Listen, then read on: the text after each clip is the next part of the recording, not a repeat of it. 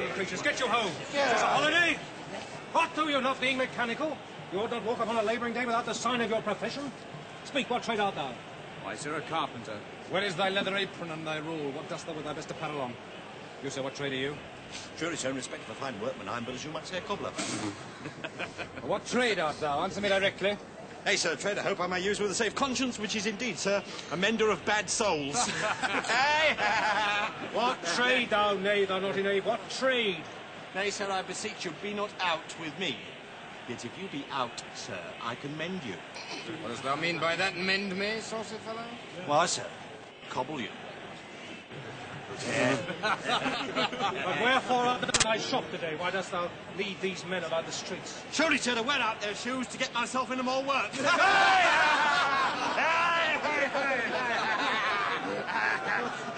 But indeed, sir, we make holiday to see Caesar and to rejoice in his triumph.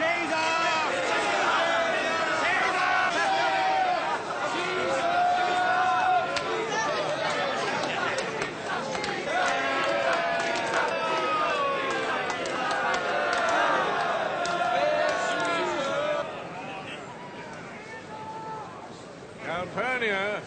Caesar! Caesar speaks! Calpurnia! Here, my lord. Stand you directly in Antonius' way when he doth run his course. Antonius! Caesar, my lord! Forget not in your speed, Antonius, to touch Calpurnia. For our elders say the baron touched in this holy chase shake off their sterile curse. I shall remember. When Caesar says do this, it is performed! Sit on and leave no ceremony on. Ah, who calls? Let every noise be still! Peace, yet again! Who is it in the press that calls on me? I hear a tongue shriller than all the music cry Caesar. Speak, Caesar is turned to hear. Beware the Ides of March! What man is that? A soothsayer bids you beware the Ides of March. Set him before me, let me see his face.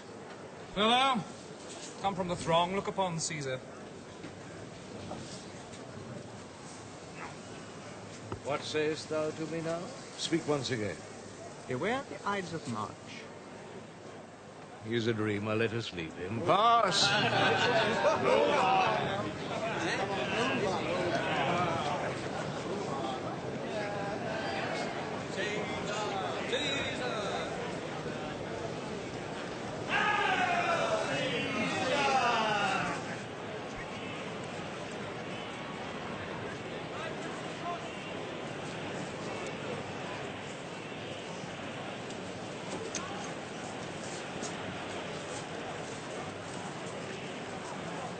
Will you go see the order of the court?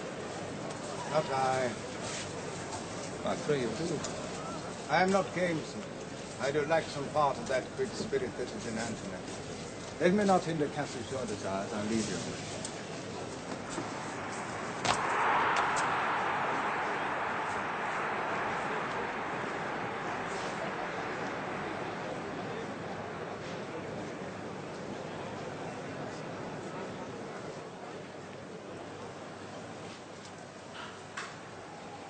Brutus, I do observe you now. Of late I have not from your eyes that gentleness and show of love as I was wont to have. You bear too stubborn and too strange a hand over your friend that loves you. Cassius, be not deceived. If I have veiled my look, I turn the trouble of my countenance merely upon myself. Vexed I am of late with passions of some difference, conceptions only proper to myself, which give some sorrow perhaps to my behaviours. But let not therefore my good friends be grieved, among which Cassius be a one, nor construe any further my neglect than that poor Brutus with himself at war forgets the show of love to other men. Then, Brutus, I have much mistook your passion, by means whereof this breast of mine hath buried thoughts of great value, worthy cogitation. Tell me, good Brutus, can you see your face? No, Cassius. For the eye sees not itself, but by reflection, by some other thing. Just. It is very much lamented, Brutus, that you have no such mirrors as will turn your hidden worthiness into your eye, that you might see your shadow. For I have heard where many of the best respect in Rome, except immortal Caesar, speaking of Brutus, and groaning underneath this age's yoke, have wished that noble Brutus had his eyes. Into what dangers would you lead me, Cassius, that you would have me seek unto myself for that which is not in me? Well, therefore, good Brutus, be prepared to hear. And since you know you cannot see yourself so well as by reflection, I, your glass, will modestly discover to yourself that of yourself which you yet not know of.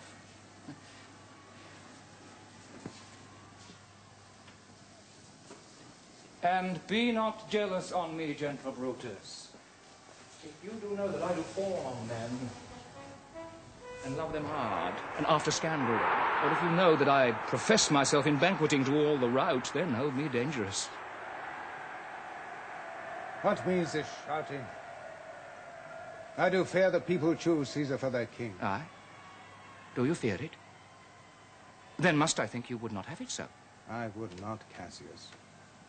Yet I love him well. But wherefore do you hold me here so long? What is it that you would impart to me? If it be all toward the general good, set honor in one eye and death in the other, and I will look on both indifferently. For let the gods so speed me, as I love the name of honor more than I fear death. I know that virtue to be in you, Brutus, as well as I do know your outward favor. Well, honor is the subject of my story. I cannot tell what you and other men think of this life, but for my single self, I had as lief not be, as live to be in awe of such a thing as I myself. I was born free, as Caesar. So were you. We both have fed as well.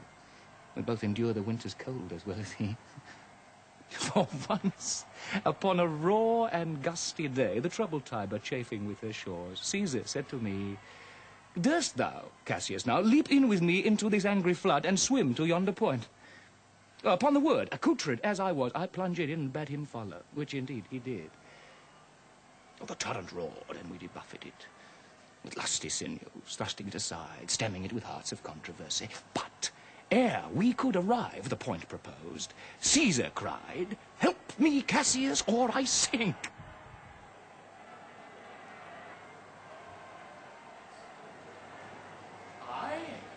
As Aeneas, our great ancestor, did from the flames of Troy upon his shoulder the old Anchises bear, so from the waves of Tiber did I, the tired Caesar.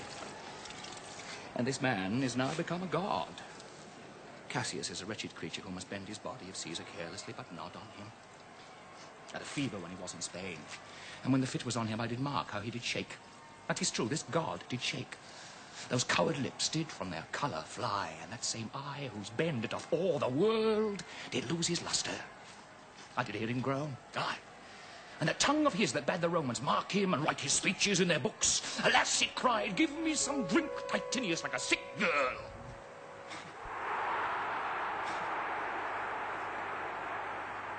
Ye gods, it doth amaze me, a man of such a feeble temper shall so get the start of the majestic world and bear the palm alone. Another general shout. I do believe that these applauses are for some new honors that are heaped on Caesar. Why, man, he doth bestride the narrow world like a colossus, and we petty men walk under his huge legs and peep about to find ourselves dishonorable graves. Men, at some time, are masters of their fates. The fault, dear Brutus, lies not in our stars, but in ourselves, that we are underlings. Brutus and Caesar. What should be in that Caesar? Why should that name be sounded more than yours? Write them together. Yours is as fair a name. Sound them, it doth become the mouth as well. Weight them, it is as heavy. Conjure with them. Brutus will start a spirit as soon as Caesar. Now, in the names of all the gods at once, upon what meat doth this our Caesar feed, that he is grown so great? Oh, age, thou art shamed. Rome, thou hast lost the breed of noble bloods. When went there by an age since the great flood, but it was famed with more than with one man? When could they say, till now, that talked of Rome, that her wide walks encompassed but one man? Now is it Rome indeed, and room enough, when there is in it but one only man?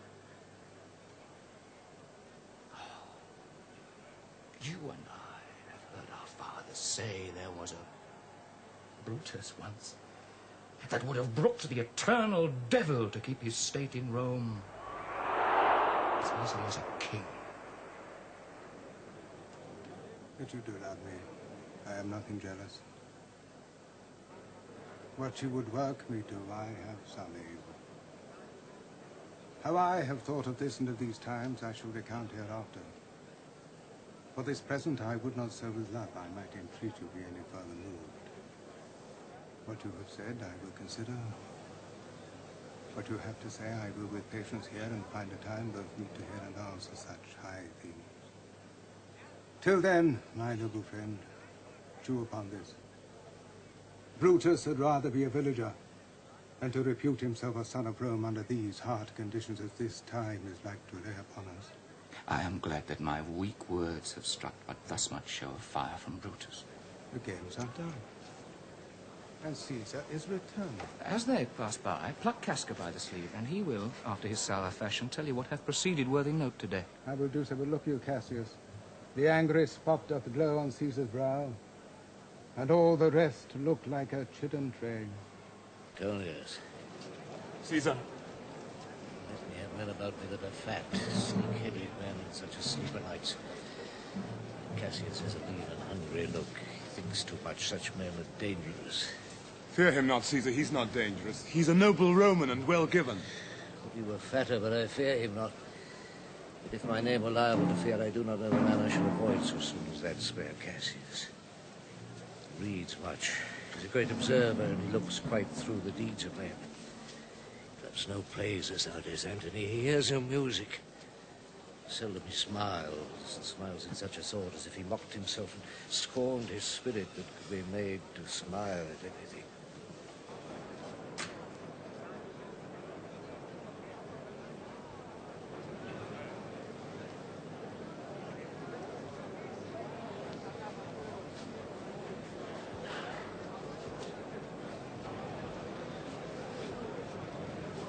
Only by the cloak to speak with me? Aye, Casca, tell us what hath chanced today that Caesar looks so sad. Oh, you were with him, were you not? I should not then ask, Casca, what had chanced. Why, there was a crown offered him. And being offered him, he put it by with the back of his hand, thus. And then the people fell a shouting. What was the second noise for? Why, for that, too. They call thrice. What was the last cry for? Why, for that, too.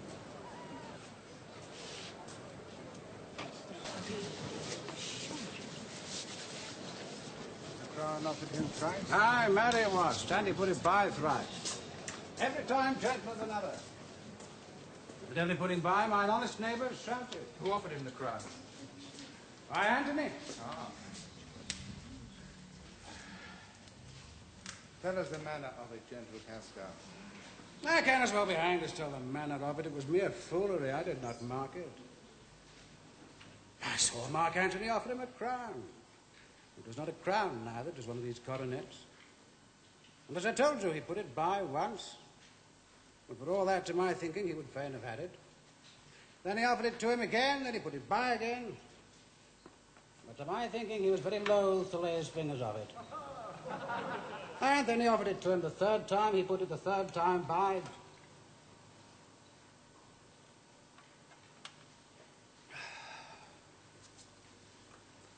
And still as he refused it, the rabblement hooted, and clapped their chopped hands, and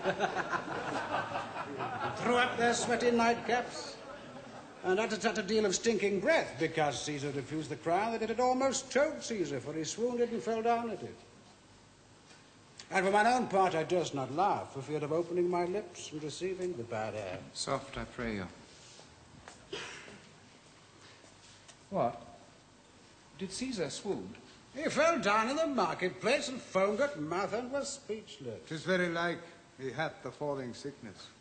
No, Caesar hath it not, but you and I and honest Casca, we have the falling sickness. I know not what you mean by that. But I am sure Caesar fell down. The tag-rag people did not clap him and hiss him according as he pleased or displeased them. What said he when he came unto himself? Marry, before he fell down, when he perceived the common herd was glad he refused the crown, he plucked me ope his doublet and offered them his throats to cut. Sure, and I had been a man of any occupation. If I would not have taken him at a word, I might go to hell among the roads. And after that he came thus that away. Aye. Did Cicero say anything? Aye. He spoke Greek. And to what effect? And I tell you that, I'll never look you in the face again. But those that understood him smiled at one another and shook their heads. But for mine own part, it was Greek to me. I could tell you more than you still. Morellus and Flavius, for pulling scarps off Caesar's images, are put to silence. Farewell. There's more foolery yet if I could remember it. Casca, will you sup with me tonight? No, I am promised for. Will you dine with me tomorrow? Aye, so I'll be alive, and your mind hold, and your dinner worth the eating. Well, Brutus, thou art noble. Yet I see thy honourable metal may be wrought from that it is disposed. Caesar doth bear me hard, but he loves Brutus. If I were Brutus now, and he were Cassius, he should not humour me. I will this night, in several hands and at his windows throw, writings all tending to the great opinion that Rome holds of his name, wherein obscurely Caesar's ambition shall be glanced at. And after this, let Caesar seat him sure, for we will shake him, or worse days endure.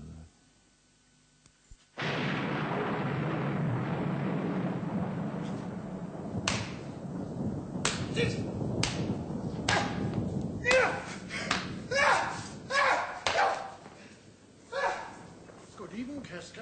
Brought you Caesar home? Why are you breathless, and why stare you so? Aren't you moving all the sway of earth shakes like a thing unfirm? Oh. Cicero, I have seen tempests when the scolding winds have rived the knotty oaks, and I have seen the ambitious ocean swell and rage and foam to be exalted with the threatening clouds, but never till tonight. Never till now did I go through a tempest dropping fire. Either there is a civil strife in heaven, or else the world, too saucy with the gods, incenses them to send destruction. Why, saw you anything more wonderful? A common slave! You know him well by sight. Held up his left hand, which did flame and burn like 20 torches joined, and yet his hand...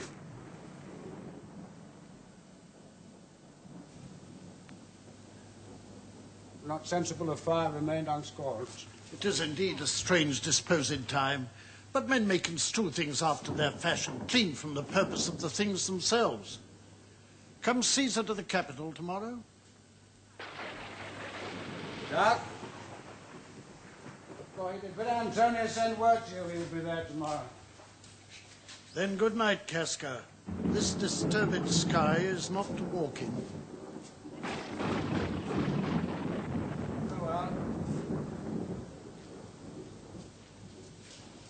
Cicero?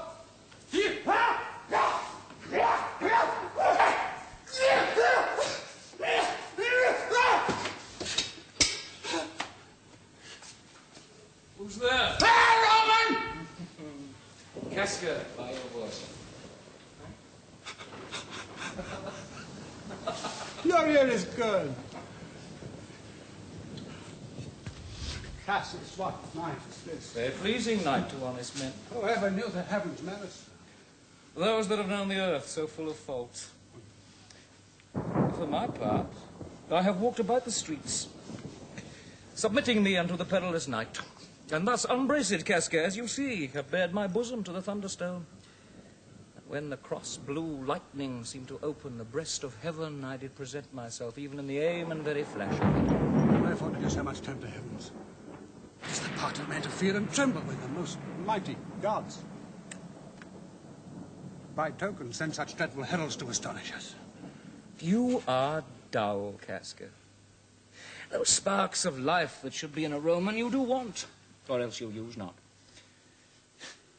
Look pale and gaze and put on fear and cast yourself in wonder to see the strange impatience of the heavens. Now, Casca, could I name to thee a man most like this dreadful night? That thunders, lightens, roars as doth a lion in the Capitol, a man no mightier than thyself or me in a personal action, and yet prodigious grown and fearful as these strange eruptions are. 'Tis Caesar that you mean, is it not, Cassius? Let it be who it is. But Romans now have thews and limbs like to their ancestors, but woe the while our fathers' minds are dead, and we are governed with our mothers' spirits. Our yoke and sufferance show us, woman. Indeed, they say the senators tomorrow mean to establish Caesar as a king, and he shall wear his crown by sea and land in every place, save here in Italy. I know well I will wear my dagger then. Cassius from bondage will deliver Cassius. Therein, ye gods, ye make the weak most strong. Therein, you gods, you tyrants do defeat. That part of tyranny I do bear, I can shake off at pleasure. So can I. So every bondman in his own hand bears the power to cancel his own captivity. Why should Caesar be a tyrant then? Poor man, I know he would not be a wolf, but that he sees the Romans are but sheep. He were no lion, were not the Romans hinds. Eat of it with haste. Will make a mighty fire, begins it with weak straws. What trash is Rome? What rubbish? And what offal? When it serves for the base matter to illuminate so vile a thing as Caesar. But, oh, grief, where hast thou led me? I perhaps speak this before a willing bondman. Then I know my answer must be made. But I am armed, and dangers are to me indifferent. You speak to Casca, and to such a man as is no fearing telltale. Hold my hand.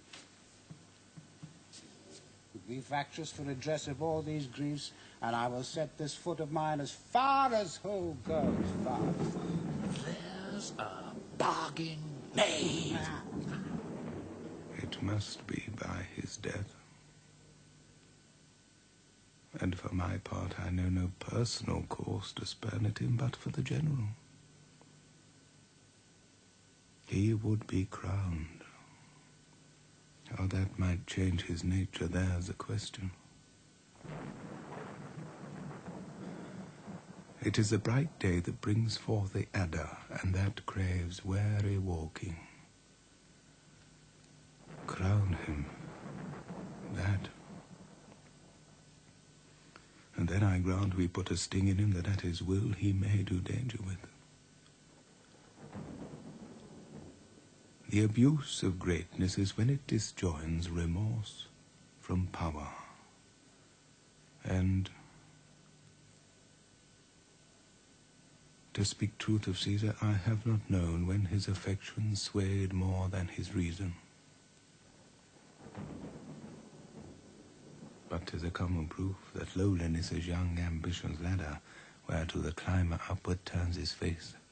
But when he once attains the upmost round, he then unto the ladder turns his back, looks in the clouds, scorning the base degrees by which he did ascend. So Caesar may, then lest he may, prevent.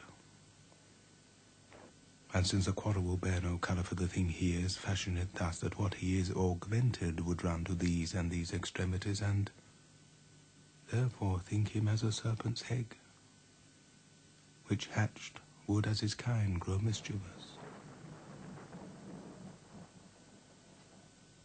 and kill him in the shell. The taper burneth in your closet, sir. Searching the window for a flint, I found this paper thus sealed up, and I'm sure it did not lie there when I went to bed. Get you to bed again, it is not there. Is not tomorrow, boy, the Ides of March? I know not, sir. Look in the calendar, bring me word. I will, sir.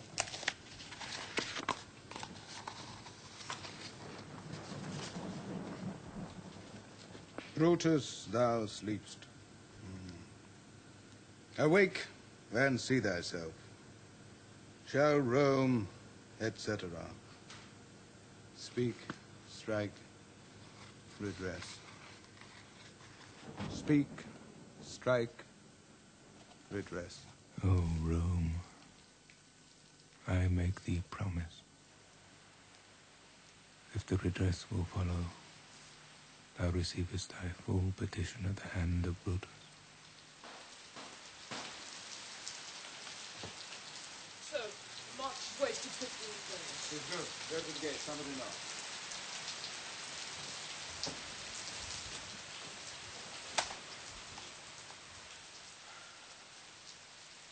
Since Cassius first did wet me against Caesar, I have not slept. Between the acting of a dreadful thing and the first motion, all the interim is like a phantasma, or a hideous dream. The genius and the mortal instruments are then in council, and the state of man, like to a little kingdom, suffers then the nature of an insurrection.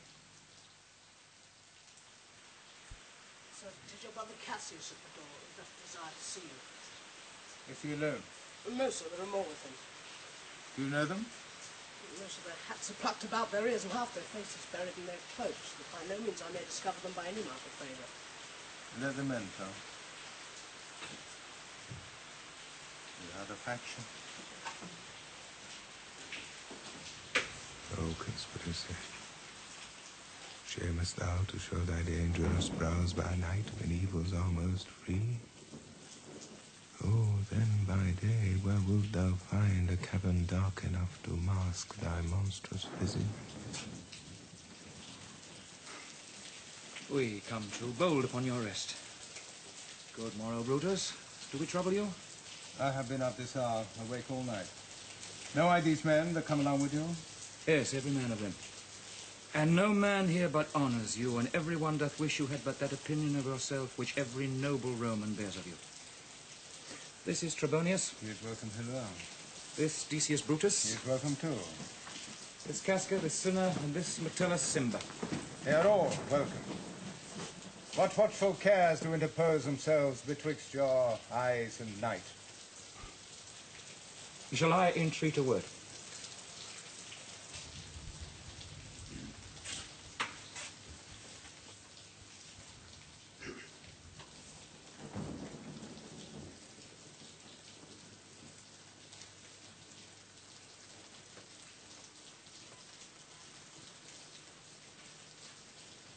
Here lies the east.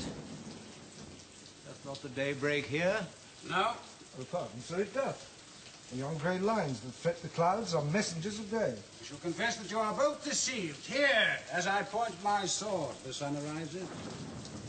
Great way growing on the south, weighing the youthful season of the year.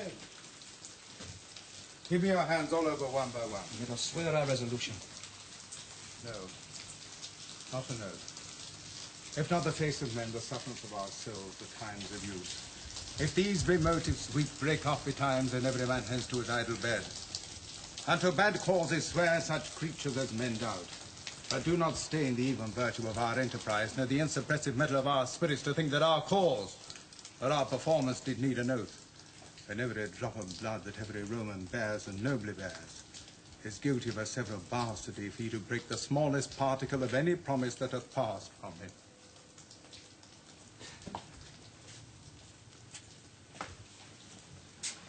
But what of Cicero? Shall we sound him? I think he will stand very strong with us. Let us not leave him out. No, by no means. Oh, let us have him.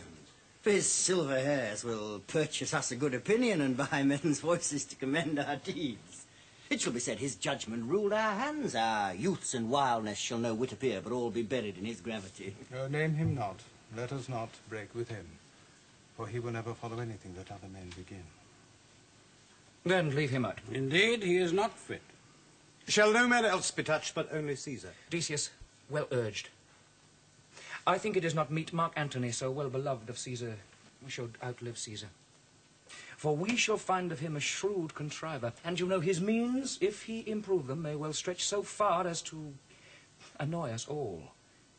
Which to prevent that Antony and Caesar fall together. Our course will seem too bloody, Caius Cassius, to cut the head off and then hack the limbs like wrath in death and envy afterwards. For Antony is but a limb of Caesar. Let's be sacrifices, but not butchers, Caius. We all stand up against the spirit of Caesar, and in the spirit of men there is no blood. Oh, that we then could come by Caesar's spirit and not dismember Caesar, but alas, Caesar must bleed for it. And gentle friends, let's kill him boldly, but not wrathfully. Let's carve him as a dish fit for the gods, not hew him as a carcass fit for hounds. And for Mark Antony, think not of him, for he can do no more than Caesar's arm when Caesar's head is off. And yet I fear him, for in the ingrafted love he bears to Caesar... Alas, good Cassius, do not think of him. If he loves Caesar, all that he can do is to himself take thought and die for Caesar, and that were much he should, for he is given to sports, to wildness, and much company.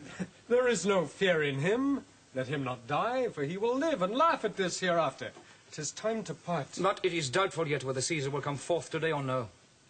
For he has superstitious grown of late, quite from the main opinion he once held of fantasies of dreams and ceremonies.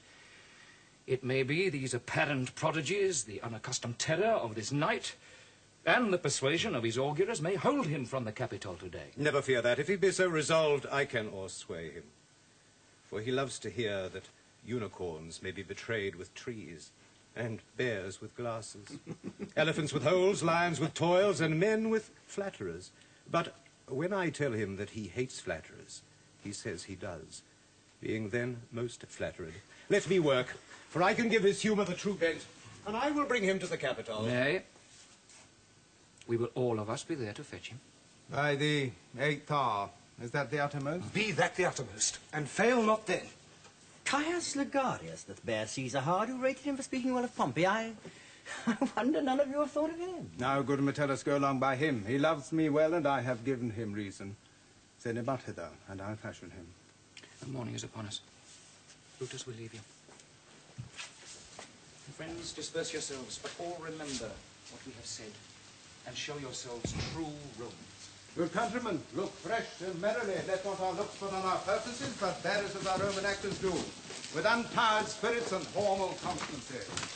So, good morrow to you, everyone.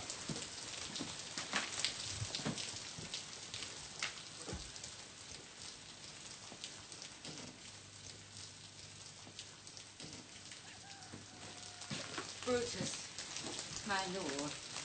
Porter, what mean you? Therefore rise you now. It is not for your health thus to commit your weak condition to the raw, cold morning. Not for yours, neither.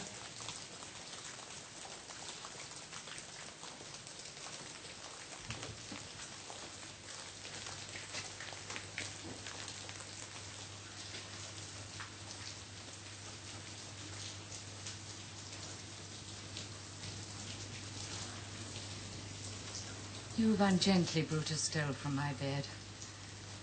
And yesternight at supper you suddenly arose and walked about musing and sighing with your arms across.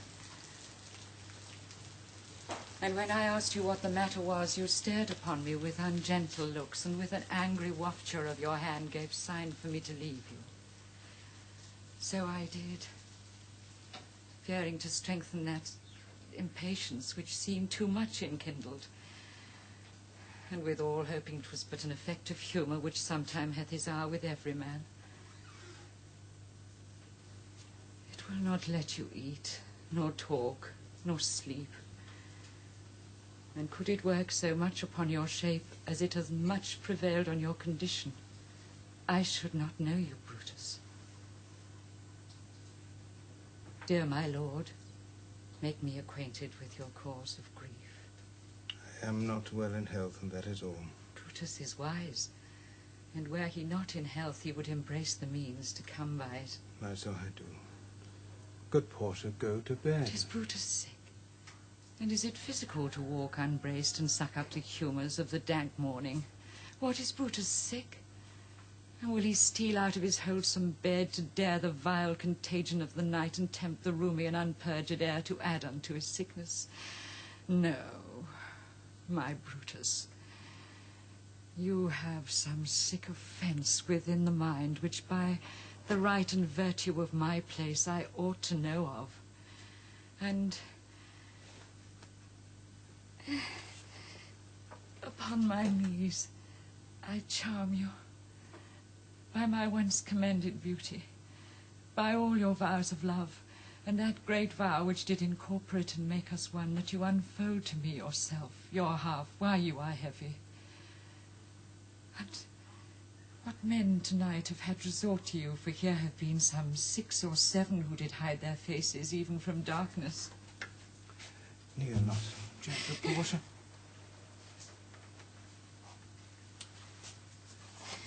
I should not need if you were gentle, Brutus.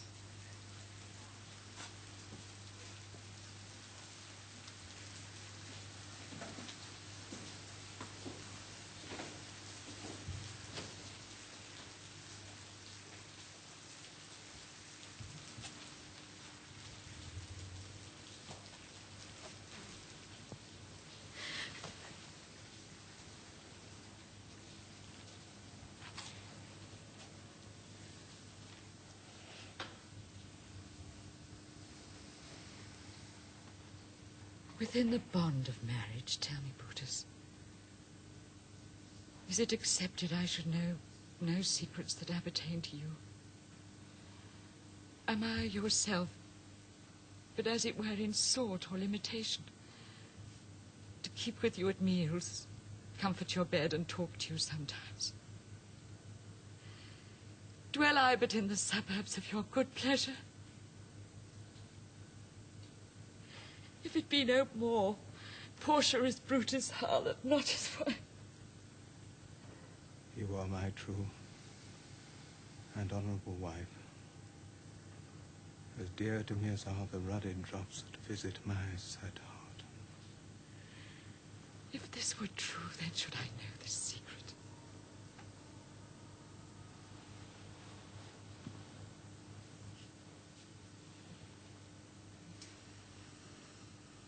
I grant I am a woman, but withal a woman that Lord Brutus took to wife. I grant I am a woman, but withal a woman well reputed, Cato's daughter. Think you I am no stronger than my sex, being so fathered and so husbanded? Tell me your counsels, I will not disclose them. I have made strong proof of my constancy, giving myself a voluntary wound here in the thigh. Can I bear that with patience and not my husband's secrets? Oh, ye gods, render me worthy of this noble wife.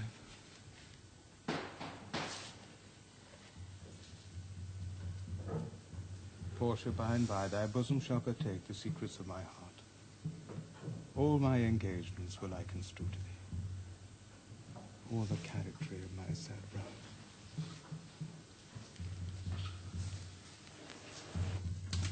Lucius, who's it not? My lord, here is a sick man that will speak with you. Caius Gregarius, that Metellus spake of boy, stand aside.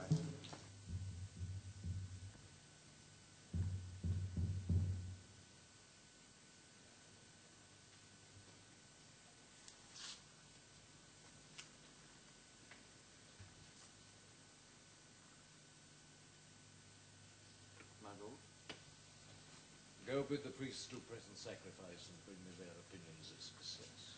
I will, my lord.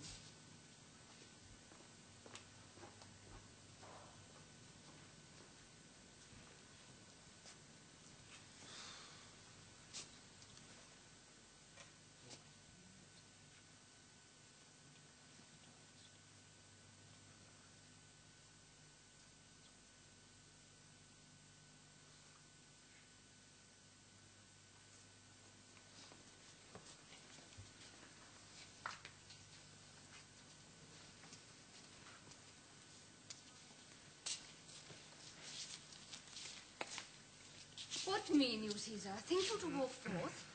You shall not stir out of your house today. Caesar shall forth. The things that threaten me now look but on my back. When they shall see the face of Caesar, they are vanishing.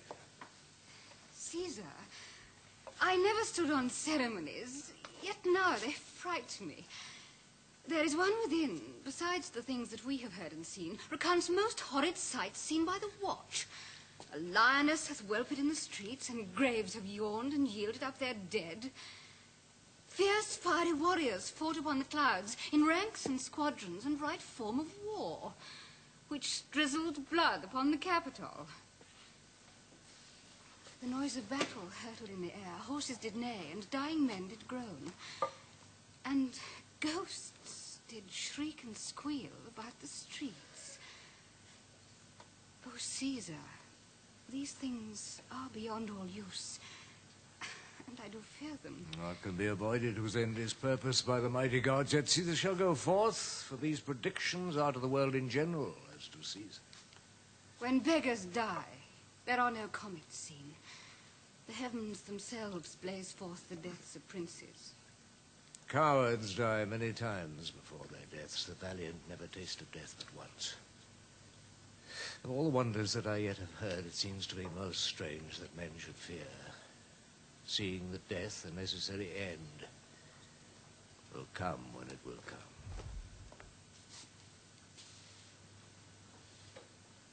What say the augurers? They would not have you to stir forth today. Plucking the entrails of an offering forth, they could not find a heart within the beast. The gods do this in shame of cowardice. Caesar should be a beast without a heart if he should stay at home today through fear. No, Caesar shall not. Danger knows full well that Caesar is more dangerous than he. We are two lions, littered in one day, and I the elder and more terrible, and Caesar shall go forth. Alas, my lord, your wisdom is consumed in confidence. Do not go forth today. Call it my fear that keeps you in the house, and not your own. We'll send Mark Antony to the Senate House, and he shall say you are not well today. Oh, let me, on my knee, prevail in this.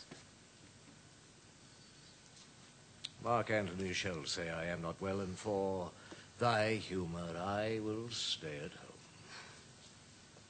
As Decius Brutus, he shall tell them so. Caesar, all hail. Good morrow, worthy Caesar. I am come to fetch you to the Senate House. And you are come in very happy time to bear my greetings to the senators and tell them that I will not come today. Cannot is false, and that I dare not falter. I will not come today. Tell them so, Decius. Say he is sick. Shall Caesar send a lie? Have I in conquest stretched my arm so far to be afeard to tell grey beards the truth? Decius, go tell them Caesar will not come. Most mighty Caesar, let me know some cause, lest I be laughed at when I tell them so. The cause is in my will. I will not come. That is enough to satisfy the Senate. But for your private satisfaction, because I love you, I will let you know. Calpurnia, here, my wife, stays me at home. She dreamt tonight she saw my statua, which, like a fountain with 100 spouts, did run pure blood. And many lusty Romans came smiling and did bathe their hands in it. And these does she apply for warnings and portents and evils imminent, and on her knee hath begged that I will stay at home today. This dream is all misinterpreted. It was a vision fair and fortunate. Your statue spouting blood in many pipes in which so many smiling Romans bathed signifies that from you great Rome shall suck reviving blood, and that great men shall press for tinctures, stains, relics, and cognizance.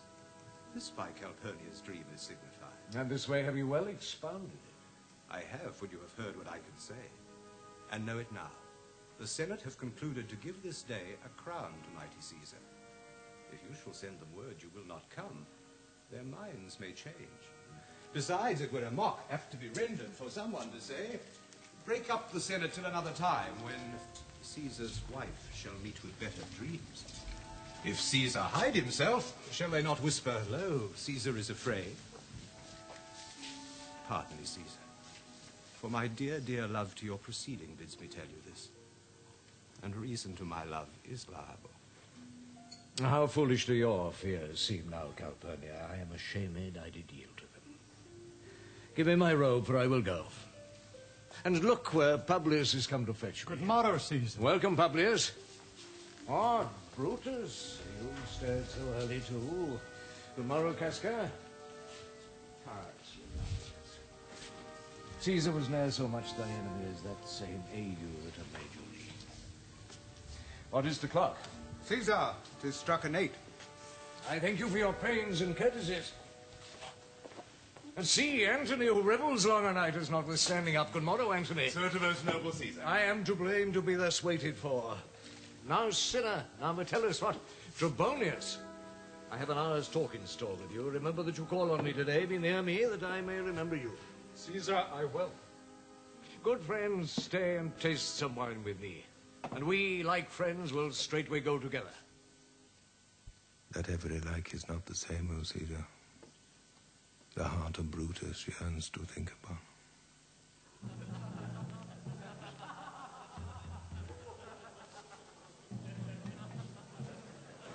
Caesar, beware of Brutus. Take heed of Cassius. Come not near Casca. Have an eye to Cinna. Trust not Trebonius. Mark well Metellus Cimber. Decius, Brutus loves thee not.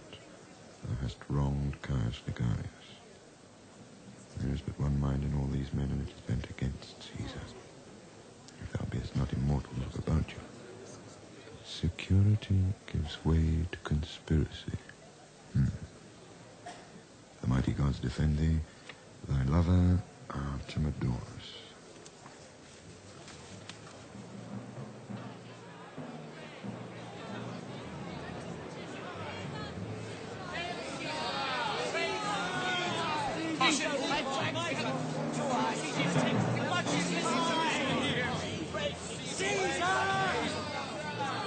The Ides of March are come. Aye, Caesar, but not gone.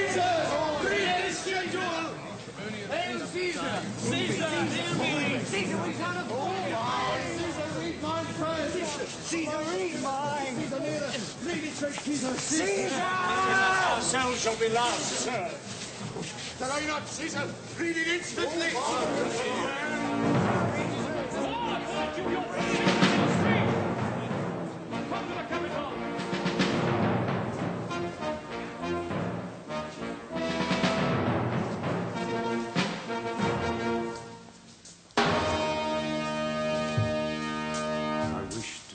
Your enterprise may thrive. What enterprise, Popilius?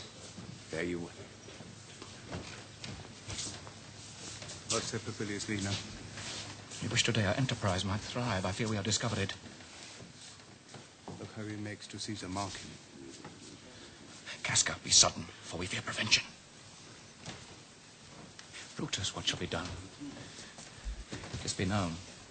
Cassius or Caesar never shall turn back, but I shall slay myself. Cassius, be constant. Popilius, Lena, speaks not of our purposes, for look, he smiles, and Caesar doth not change. Look, Trebonius knows his time, for look you, Brutus. He draws Mark Antony out of the way. There is Metellus Cimber. Let him go and presently prefer his suit to Caesar. He is addressed. Best near and second him. Casca, Are we all ready? What is now amiss that Caesar and his senate must redress? Most high, most mighty, and most puissant Caesar, Metellus Cimber throws before thy seat an humble heart. I must prevent these, Cimber. These couchings and these lowly courtesies might fire the blood of ordinary men, and turn preordinance and first decree into the law of children. Be not fond to think that Caesar bears such rebel blood that will be thawed from the true quality with that which melteth fools. I mean sweet words, low crooked curtsies, and base spaniel forth. My brother, by decree is banished. If thou dost bend and pray and fawn for him, I spurn thee like a cur out of my sight. No, Caesar doth not wrong, nor without cause will he be satisfied.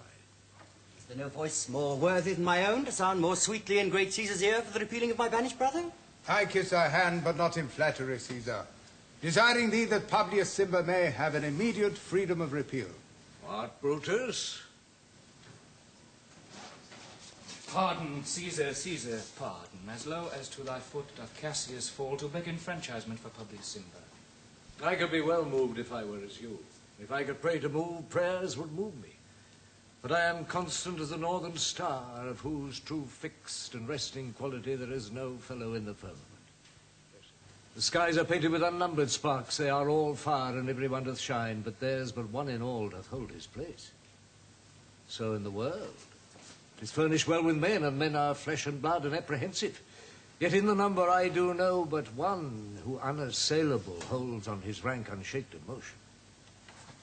And that I am he, let me a little show it even in this. That I was constant Cimber should be banished, and constant to remain to keep him so.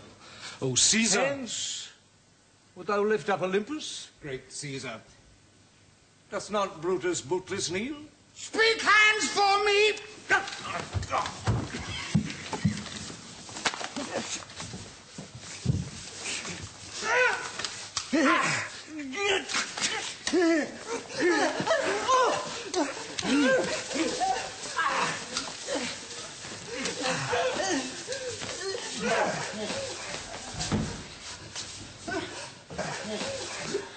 Into Brute. Will fall. See.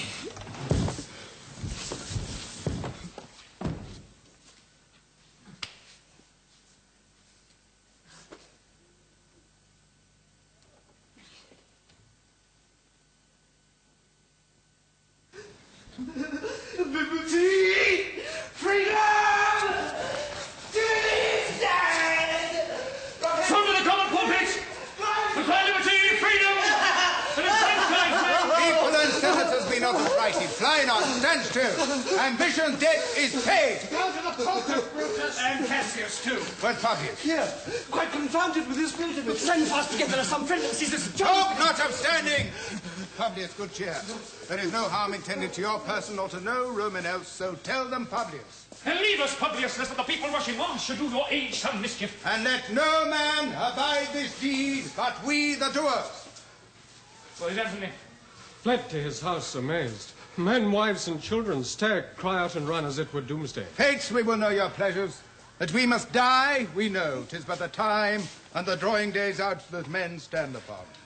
Why, man, he that cuts off 20 years of life cuts off so many years of fearing death. Grant that, and then is death a benefit. So are we Caesar's friends that have abridged his time of fearing death.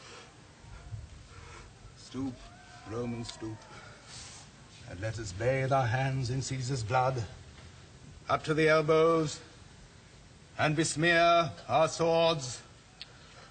Then walk we forth even to the marketplace, and waving our red weapons o'er our heads, let's all cry peace, freedom, and liberty. Stoop then and wash.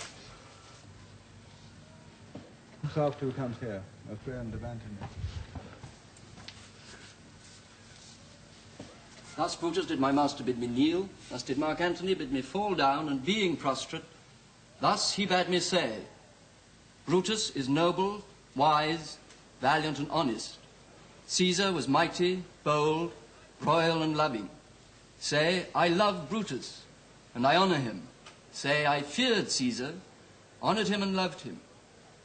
If Brutus will vouchsafe that Antony may safely come to him, and be resolved how Caesar hath deserved to lie in death, Mark Antony shall not love Caesar dead so well as Brutus living, but will follow the fortunes and affairs of noble Brutus, thorough the hazards of this untrod state with all true faith. So says my master Antony. Thy master is a wise and valiant Roman, I never thought him worse. Tell him so, please him come into this place, he shall be satisfied, and by my honor depart untouched. I'll fetch him presently. I know that we shall have him wont a friend. I wish we may. And yet I have a mind that fears him still, and my misgivings still fall shrewdly to the purpose. But here comes Antony.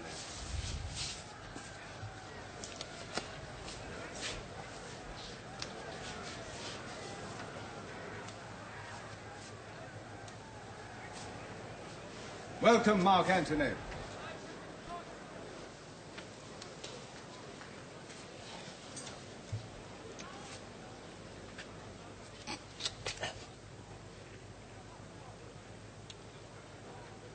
Mighty Caesar, dost thou lie so low?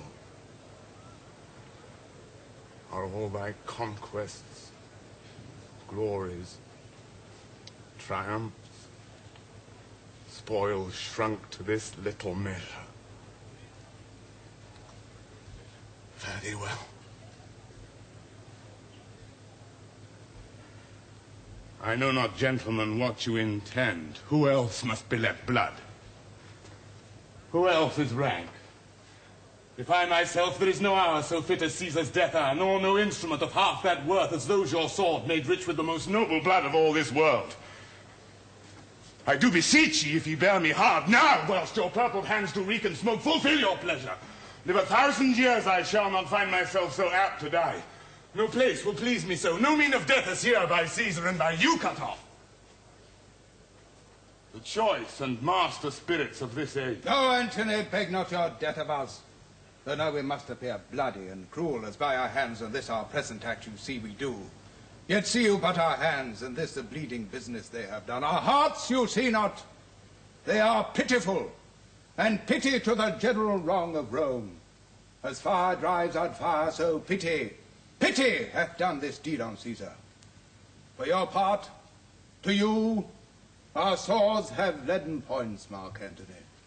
Our arms in strength of malice, and our hearts of brother's temper to receive you in with all kind love, good thoughts, and reverence. Your voice shall be as strong as any man's in the disposing of new dignities. Only be patient till we have appeased a multitude besides themselves with fear, and then we will deliver you the cause.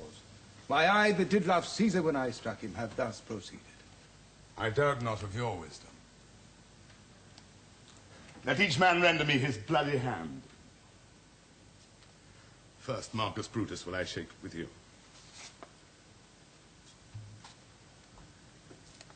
Next, Caius Cassius, do I take your hand.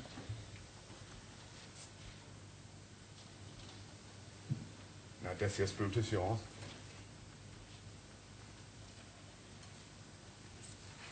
Now yours, Metellus. Yours. Cinna. And my valiant Casca, yours.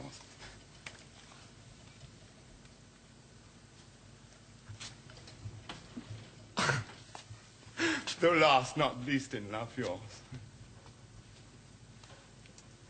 Good Trebonius.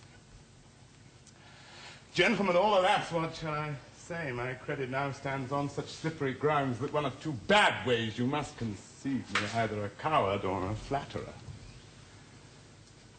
But I did love thee, Caesar, oh, 'tis true.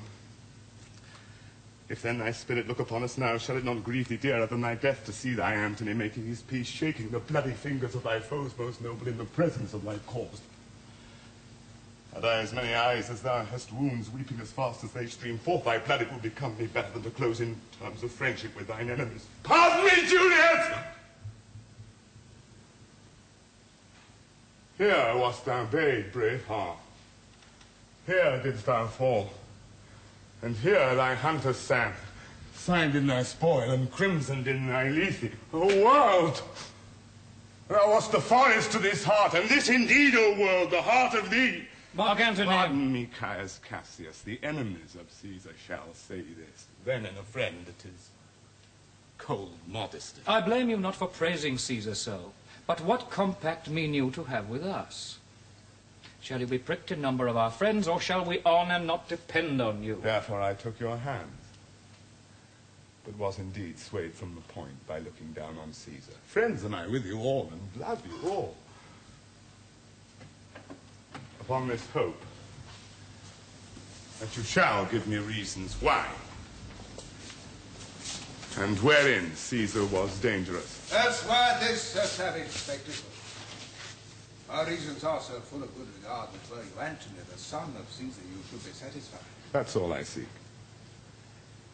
And am moreover suitor that I may produce his body to the marketplace, and in the pulpit, as becomes a friend, speak in the order of his funeral. You shall, Mark Antony. Brutus! You don't know what you do. Do not consent Mark Antony speak in his funeral. You know how much the people may be moved by that which he will utter. By your pardon, I will myself into the pulpit first, and show the reason of our Caesar's death. What Antony will speak, I shall protest he speaks by leave and by permission, that we are contented Caesar shall have all true rights and lawful ceremonies. It shall advantage more than do us wrong. And yet I fear him. I know not what might fall. Mark Antony. Here, take you Caesar's body. You shall not in your funeral speech blame us, but speak all good you can devise of Caesar, and say you do it by our permission. As shall you not have any hand at all about his funeral. And you shall speak in the same pulpit whereto I am going. after my speech is ended. Be it so. I desire no more. Prepare the body then, and follow us.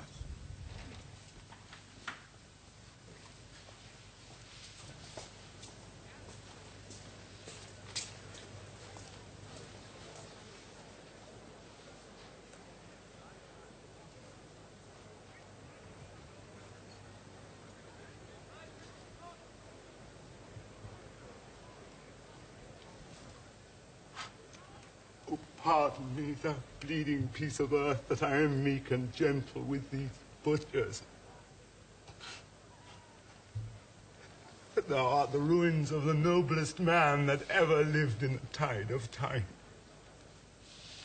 Oh, woe to the hand that shed this costly blood. Over thy wounds now do I prophesy, which like dumb mouths do ope their ruby lips to beg the voice and utterance of my tongue. A curse shall light upon the limbs of men. Domestic fury and fierce civil strife shall cumber all the parts of Italy. Blood and destruction shall be so in use, and dreadful objects so familiar, that mothers shall but smile when they behold their infants quartered with the hand of war, all pity choked with custom of fell deed. And Caesar's spirit, ranging for revenge, with Arte by his side come hot from hell, shall in these confines with a monarch's voice cry,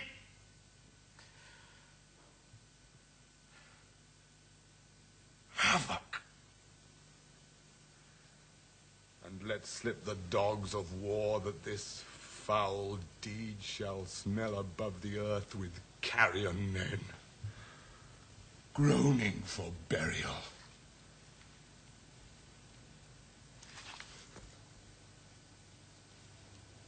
You serve Octavius Caesar, do you not? I do, Mark Antony. Caesar did right for him to come to Rome. He did receive his letters and is coming. Bid me say to you by word of mouth. Caesar. Thy heart is big, get thee apart and weep. Passion I see is catching, for mine eyes seeing those beads of sorrow in thine began to water. Is thy master coming? He lies tonight, within 7 leagues of Rome. Post back with speed and tell him what hath chanced. Here is a mourning Rome, a dangerous Rome, no Rome of safety for Octavius, yet hie hence and tell him so. Yet stay a while! Thou shalt not back. Till I have borne this course into the marketplace, there shall I try in my oration how the people take the cruel issue of these bloody men. According to the which thou shalt discourse to young Octavius of the state of things. Lend me your hand.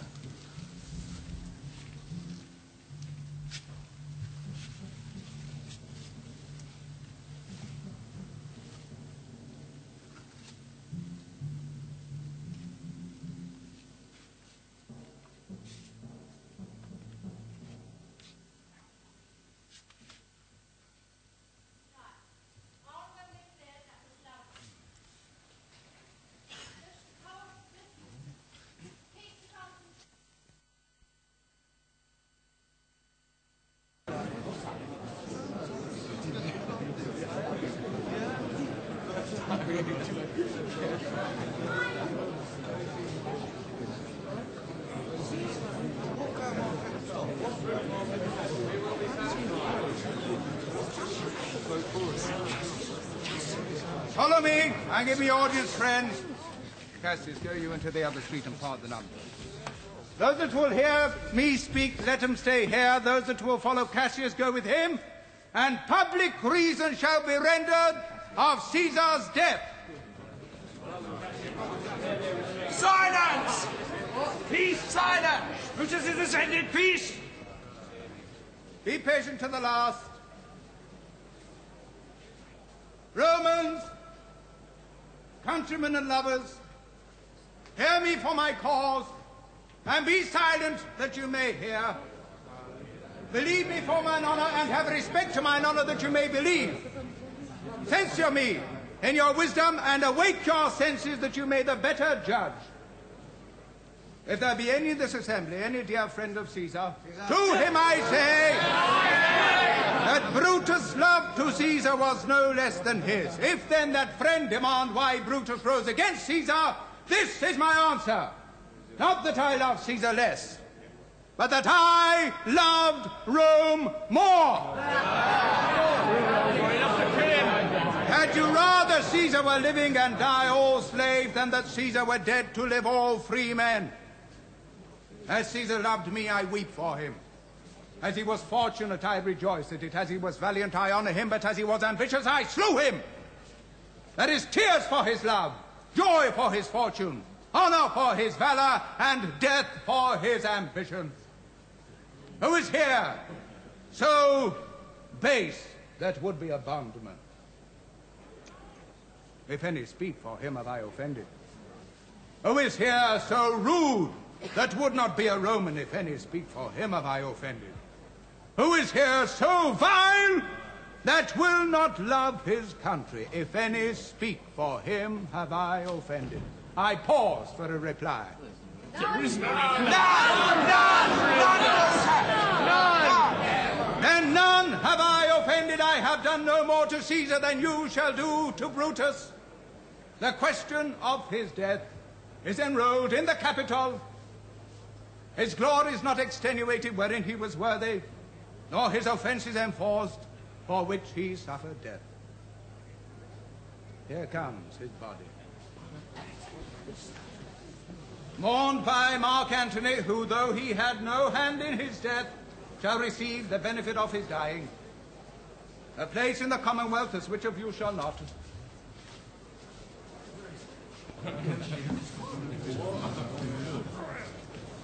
With this, I depart, that as I slew my best lover for the good of Rome, I have the same dagger for myself when it shall please my country to need my death. Live, Brutus, live! Live!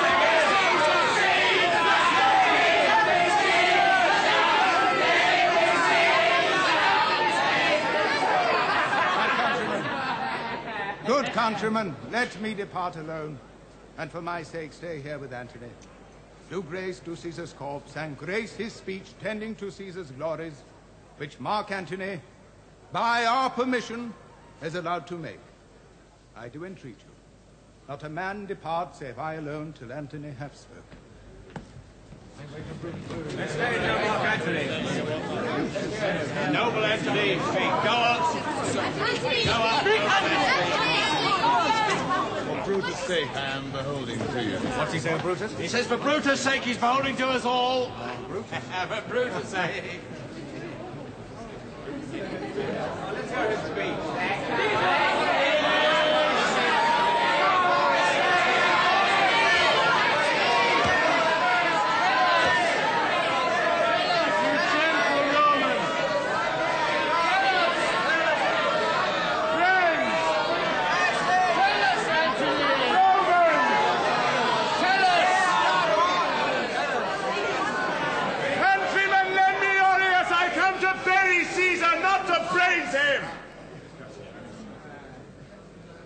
The evil that men do lives after them. The good is often interred with their bones. So, let it be with Caesar. The noble Brutus hath told you Caesar was ambitious. If it was so, it were a grievous fault, and grievously hath Caesar answered it. Here, under leave of Brutus and the rest, for Brutus is an honourable man. So are they all honourable men, come I to speak in Caesar's funeral. He was my friend, faithful and just to me, but Brutus says he was ambitious, and Brutus is an honourable man. He hath brought many captives home to Rome, whose ransoms did the general coffers fill. Did this in Caesar seem ambitious? When the poor have cried, Caesar hath wept, ambition should be made of sterner stuff. Yet Brutus says he was ambitious, and Brutus is an honourable man. Honourable man. You all did see that on the Lupercal. I thrice presented him a kingly crown, which he did thrice refuse. Was this ambition?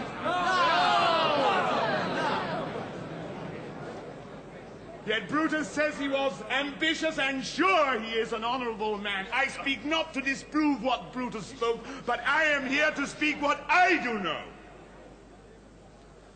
You all did love him once, not without cause.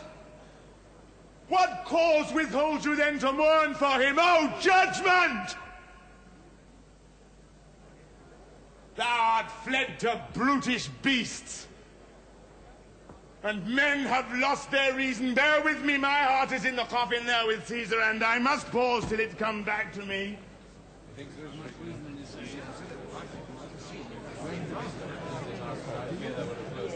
Cheers, words he would not take, and there would certainly be no ambitious. We found there's almost here abided. There's not a nobler man in Rome than I say.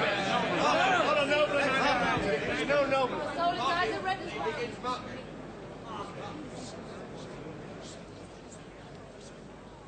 But yesterday the word of Caesar might have stood against the world. Now lies he there, and none so poor to do him reverence. Oh, masters! If I were disposed to stir your hearts to mutiny and rage, I should do Brutus wrong and Cassius wrong, who you all know are honorable men. I will not do them wrong. I had rather choose to wrong the dead, to wrong myself and you, than I will wrong such honorable men. But here's a parchment with the seal of Caesar. I found it in his closet. But the commons hear this testament, which, pardon me, I do not mean to read. And they would go and kiss dead Caesar's wounds and dip their napkins in his sacred blood, yea, beg a hair of him from memory, and dying mention it within their wills, bequeathing it as a rich legacy unto their issue.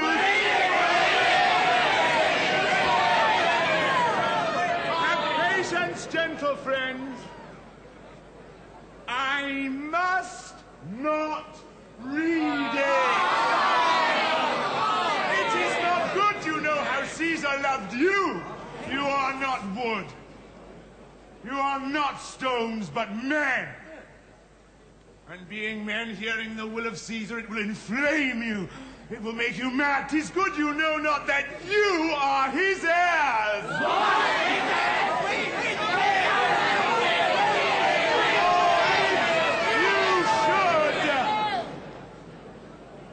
Oh, what would come of it?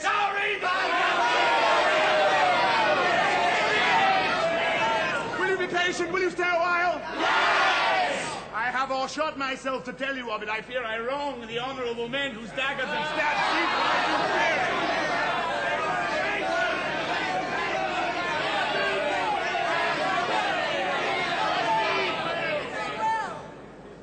You will compel me then to read the will? Yes! Then make a ring about the corpse of Caesar. And let me show you him that made the will. Get back! Shall I descend, and will you give me leave? Hey, stand back! Stand back! Rest not so upon me. Stand far off.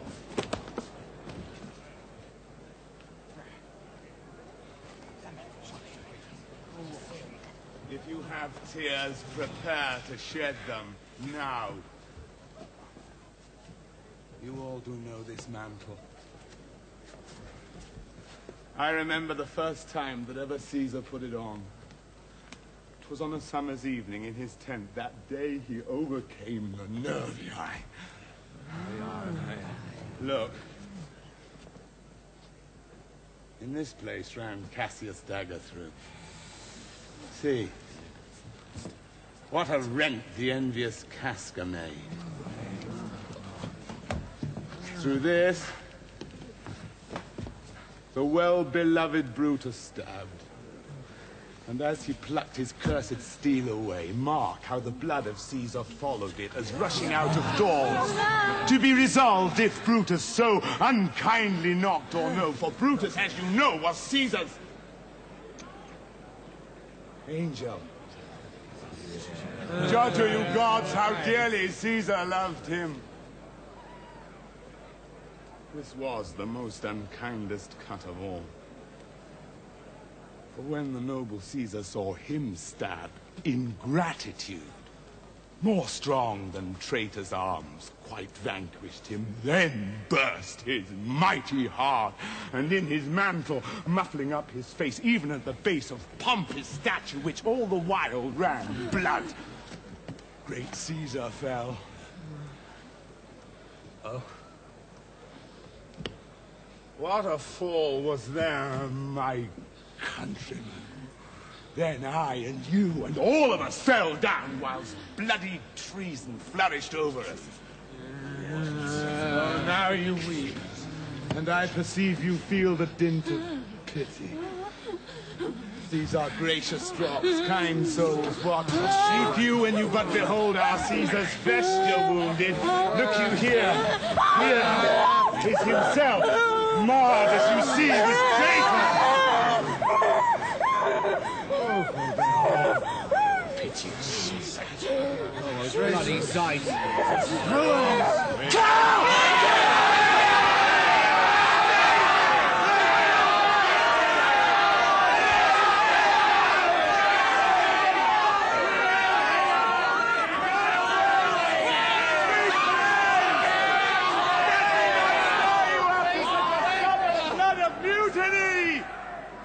Have done this deed are honourable. What private griefs they have, alas, I know not, that made them do it. They are wise and honourable, and will no doubt with reasons answer. I come not, friends, to steal your hearts away. I am no orator as Brutus is, but as you know me all, a plain, blunt man that loved my friend, and that they know full well that gave me public leave to speak of him. I have neither wit nor worth nor word, action or utterance, nor the power of speech to move men's bloods. I only speak right on. I tell you that which you yourselves do know. Show you sweet Caesar's wounds, poor dumb mouths, and bid them speak for me. But were I Brutus, and Brutus Antony, there were an Antony would ruffle up your spirits and put a tongue in every wound of Caesar's that should make the stones of Rome to rise and mutiny. Yet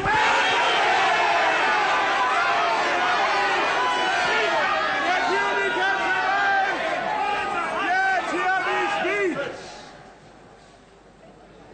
Why, friends, you go to do you know not what. Wherein has Caesar thus deserved your loves? Alas, you know not. I must tell you then. You have forgot the will I told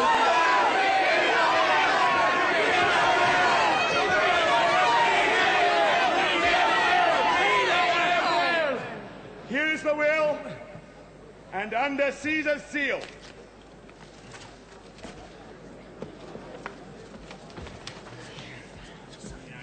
To every Roman citizen he gives, to every several man, 75 drachmas.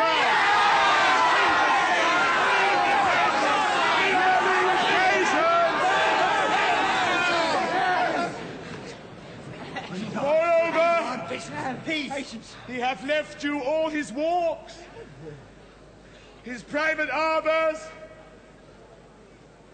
and new planted orchards on this side Tiber. He hath left them you and to your heirs forever. Common pleasure to walk and recreate yourselves. Here was a Caesar. When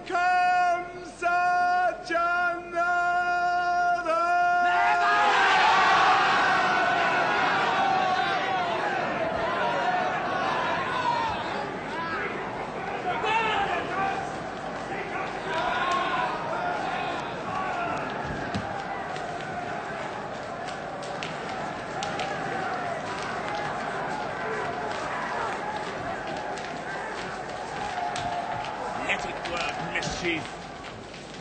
Thou art afoot. Take thou what course thou wilt.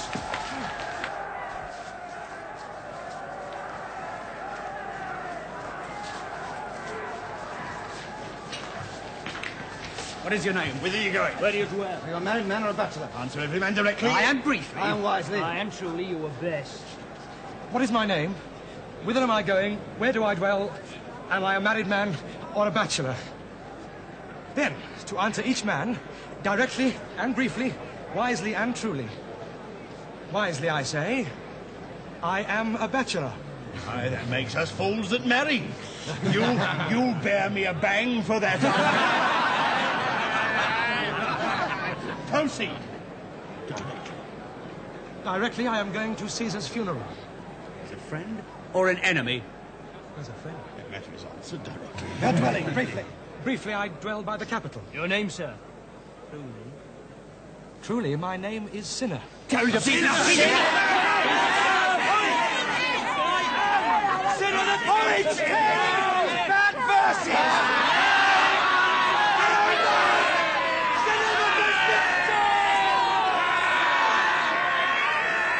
These many then shall die, their names are pricked. Your brother, too, must die. Consent you, Lepidus? I do consent. Prick him down, Antony. Upon condition Publius shall not live. Who is your sister's son, Mark Antony? He shall not live. Look. With a spot, I damn him. But Lepidus, go you to Caesar's house. Fetch the will hither. And we shall determine how to cut off some charge in legacies. What? Shall I find you here? Or here? Or at the Capitol?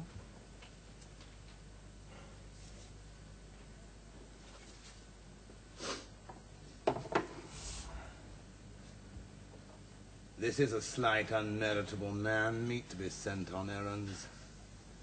Is it fit the threefold world divided, he should stand one of the three to share it? So you thought him, and took his name, who should be pricked to die in our black sentence and prescription. Octavius, I have seen more days than you, and though we lay these honours on this man to ease ourselves of divers slanderous loads, he shall but bear them as the ass bears gold, to groan and sweat under the business, either led or driven as we point the way. And having brought our treasure where we will, then take we down his load and turn him off, like to the empty ass, to shake his ears and graze in commons.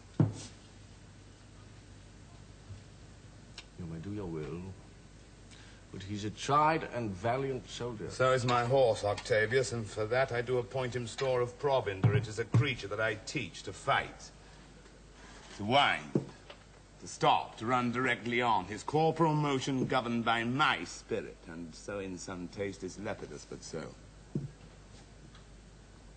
And now, Octavius, listen. Great things. Brutus and Cassius are levying powers. We must straight make head, therefore let our alliance be combined. Our best friends made, our means stretched. And let us presently go sit in commons, how covert matters may be best disclosed, and open peril surest answered. Let us do so. We are at the stake, and bade about with many enemies. And some that smile have in their hearts, I fear, millions of mischiefs.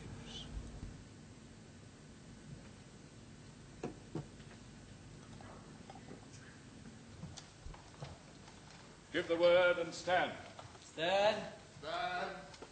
What now, Lucilius? Is Cassius near? He is at hand, and Pindarus is come to do you salutation from his master. He greets me well. Your master, Pindarus, in his own change, or by ill officers, hath given me somewhere the course to which things done undone.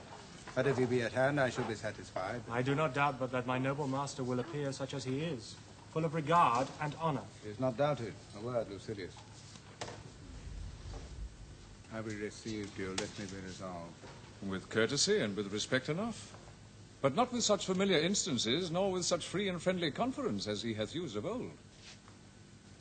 Thou hast described a hot friend cooling. Ever note, Lucilius, when love begins to sicken and decay, it useth an enforced ceremony. There are no tricks in plain and simple faith. Comes his army on. They mean this night in Sardis to be quartered. The greater part, the horse in general, are come with Cassius. Stand, help! Stand! Stand, speak to Brother. Stand! Stand! Most noble brother, you have done me wrong. Judge me, you gods. Wrong I mine enemies, and if not so, how should I wrong a brother? Brutus, this sober form of yours hides wrongs. And when you do them... Cassius, be content. Speak your griefs softly. I do know you well before the eyes of both our armies here. Let us not wrangle. Bid them move away. And in my tent, Cassius, enlarge your griefs. Titinius, bid our commanders lead their charges a little from this field. Menelaus! Lucilius and Titinius, guard our door. That you have wronged me, Brutus, doth appear in this. You have condemned and noted Lucius Pella for taking bribes here of the Sardians, wherein my letters, speaking on his side, because I knew the man was slighted off. You wronged yourself to write in such a case. In such a time as this, it is not meet that every nice offence should bear his comment. Let me tell you, Cassius, you yourself are much condemned to have an itching palm, to sell and march your offices for gold to undeservers. I am itching palm! You know that you are Brutus that speak this, or by the gods this speech were else your last! The name of Cassius honors this corruption, and chastisement doth therefore hide its head. Chastisement? Remember March, the Ides of March, remember. Did not great Julius bleed for justice' sake? What villain touched his body that did stab, and not for justice? What shall one of us that struck the foremost man of all this world, but for supporting robbers, shall we now contaminate our fingers with base bribes, and sell the mighty space of our large honours for so much trash as may be grasped thus? I had rather be a dog than bay the moon than such a Roman. Brutus, bay not me. I'll not endure that you forget yourself to hedge me in. I am a soldier, older in practice, abler than yourself to make conditions. No, too, you are not. I am! I say you are not. Urge me no more! I shall forget myself. Have mind upon your health, tempt me no further. Away, slight man. Is't possible! Yeah, when I will speak, must I give way and room to your rash choler? Shall I be frighted when a madman stares? Ye gods, must I endure all this? All this, aye, more. Fret till your proud heart break. Go show your slaves how choleric you are, and make your bondman tremble. Must I budge? Must I observe you? Must I stand and crouch under your testy humour? By the gods, you shall digest the venom of your spleen, though it do split you, for from this day forth I shall use you for my mirth. Yea, for my laughter when you were waspish. Is't come to this? You say you are a better soldier, let it appear, so make your vaunting true, and it should please me well. For mine own part, I should be glad to learn of noble men. You wrong me in every way. You wrong me, Brutus. I said an elder soldier, not a better. Did I say a better? If you did, I care not. When Caesar lived, he durst not thus have tempted me. Peace, peace. You durst not so have tempted him. I durst not? No. What durst not tempt him? For your life, you durst not. Do not presume too much upon my love. I may do that I shall be sorry for. You have done that you should be sorry for. There is no terror, Cassius, in your threats, for I am armed so strong in honesty that they pass by me as the idle wind, which I respect not. I descend to you for certain sums of gold which you denied me, for I can raise no money by vile means. By heaven, I'd rather coin my heart and drop my blood for drachmas than to wring from the hard hands of peasants their vile trash by any indirection. I did send to you for gold to pay my legions, which you denied me. Was that done like Cassius? Should I have answered Caius Cassius so? Where Marcus Brutus grows so covetous to lock such rascal counters from his friends, be ready, gods, with all your thunderbolts, dash him to pieces. I denied you not. You did. I did not. It was but a fool that brought my answer back. Brutus hath rived my heart. Friend should bear his friend's infirmities, but Brutus makes mine greater than they are. I do not till you practice them on me. You love me not. I do not like your faults. Friendly, I could never see such faults. Flatterers would not, that they do appear as huge as high Olympus. Come, Antony and young Octavius, come! Revenge yourself alone on Cassius! For Cassius is a weary of the world. by one he loves, braved by his brother, checked like a bondman. All his faults observed, set in a notebook, learned and conned by rote, to cast into my teeth. Oh, I could weep my spirit from mine eyes. Here is my dagger. Here, my naked breast. Within a heart dearer than Pluto's mine, richer than gold. If that thou beest a Roman, take it forth. I, that denied thee gold, will give my heart. Strike, as thou didst at Caesar.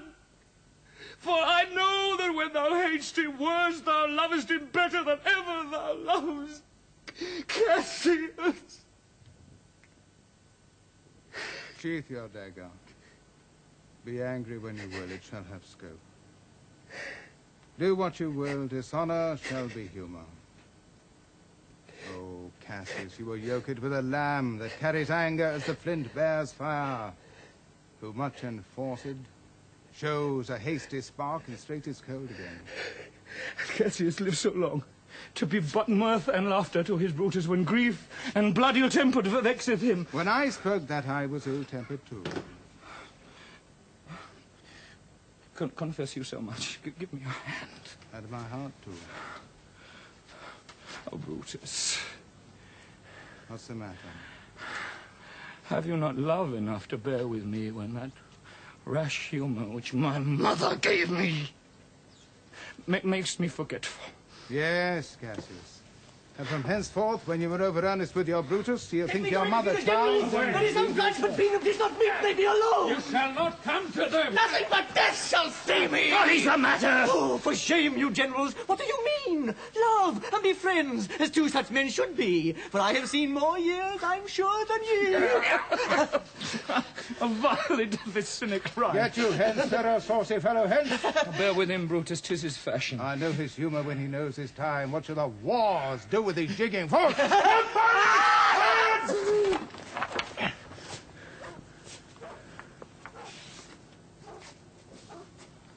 Lucilius and Titinius, let the commanders prepare to lodge their companies tonight.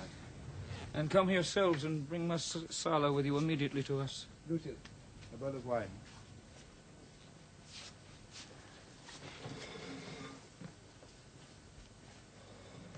I did not think you could have been so angry.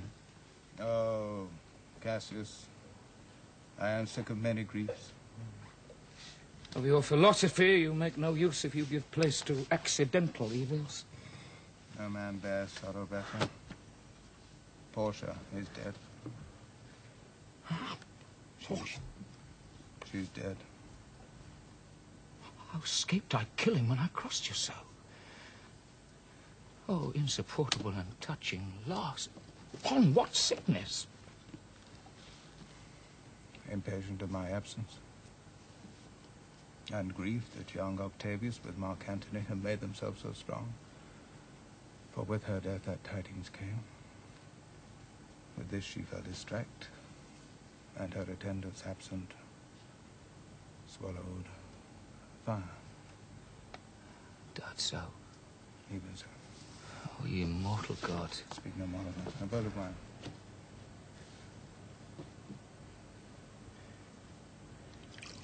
In this, I bury all unkindness, Cassius. My heart is thirsty for that noble pledge.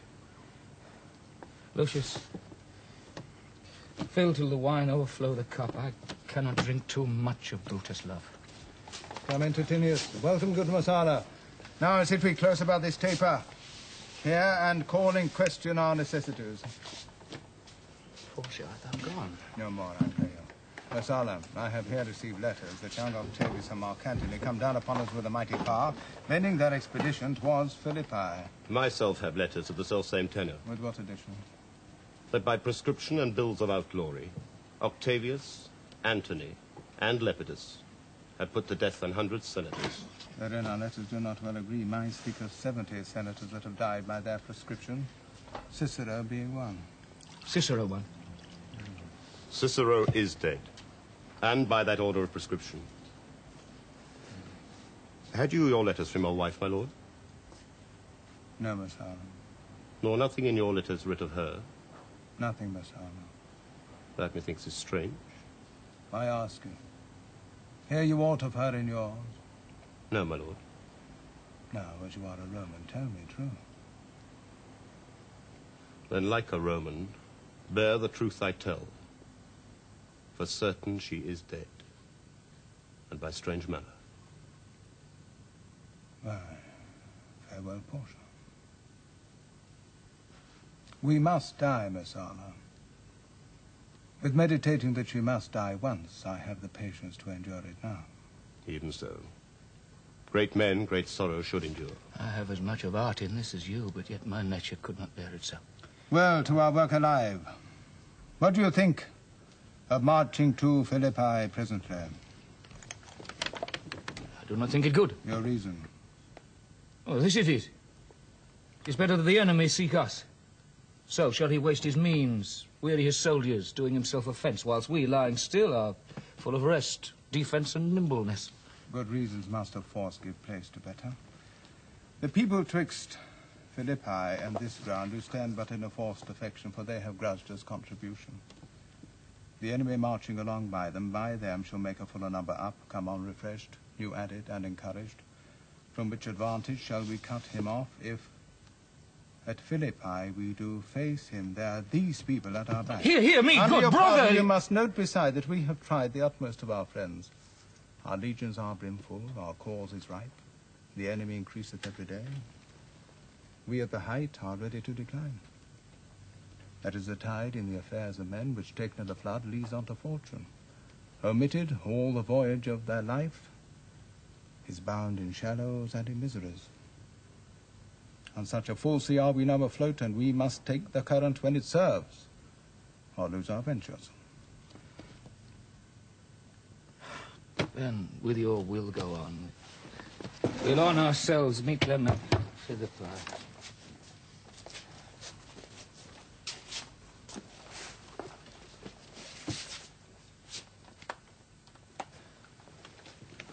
The deep of night is crept upon our talk, and nature must obey necessity, which we will niggard with a little rest. There is no more to say. No more. Good night. Early tomorrow will we rise and hence. Lucius, my gown. Farewell, good Messala. Good night, Titinius. Noble Cassius, good night and good repose. Dear brother, this was an ill beginning of the night. Never let such division come between our souls. Let it not brute us. Everything is well. Good night, my lord. Good night, good brother. Good night, Lord Brutus. Good night, Lord Brutus. Farewell, everyone. Give me the gown. Where is thy instrument? Here in the tent. What?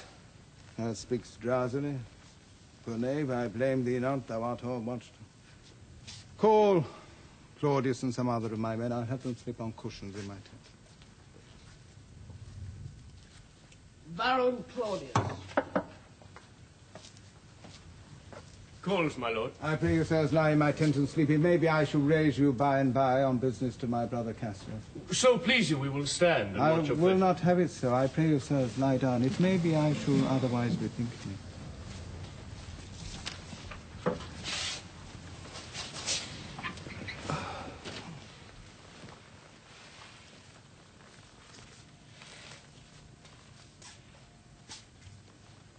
Look, Lucius, here's the book I sought for, sir.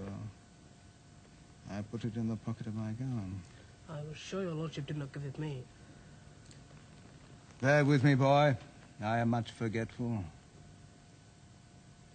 Canst thou raise thy heavy lids awhile and touch thy instrument a strain or two? Aye, my lord, and please you. It does, my boy. I trouble thee too much, for thou art willing. It's my duty, sir. I should not urge thy duty past thy might. I know young bloods look for a time of rest. I have slept, my lord, already. It was well done, and thou shalt sleep again. I will not hold thee long.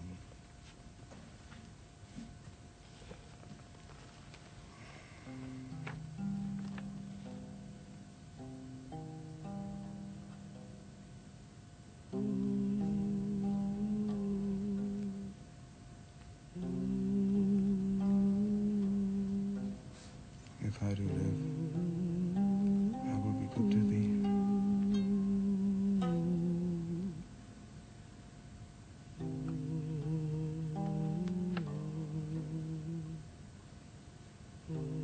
This is a sleepy tune.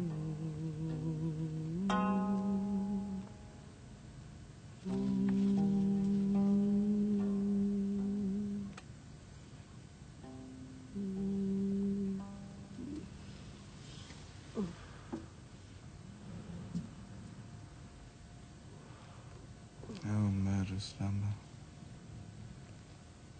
layest thou thy leaden mace upon my boy who plays thee music? Gentle knave, good night. I will not do thee so much wrong to wake thee. If thou dost nod, thou breakst thy instrument. I'll take it from thee.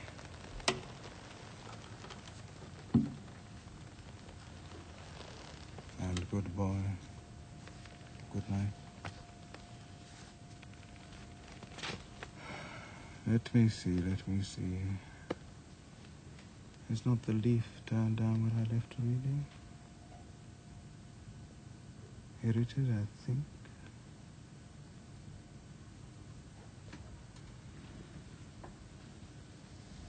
I will, this taper burns.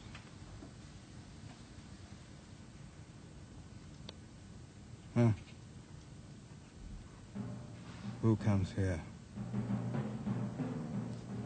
I think it is the weakness of mine eyes that shapes this monstrous apparition. It comes upon me. Art thou anything? Art thou some god? Some angel or some devil that makes my blood cold and my hair to stare? Speak to me what thou art. Thy evil spirit, Brutus. Why comest thou? To tell thee thou shalt see me at Philippi. Well then, I shall see thee again. Aye, at Philippi. Why? I will see thee at Philippi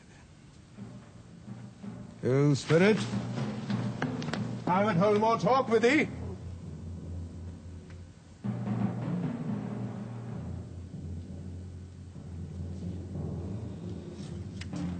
Boy, Lucius. Oh, the strings, my lord, are full. He thinks he still is at his instrument. Lucius, awake. My lord. Boy, didst thou dream that thou so criest out? My lord, I do not know that I did cry. Aye, that thou didst. Didst see anything? Nothing, my lord. Sleep again, Lucius.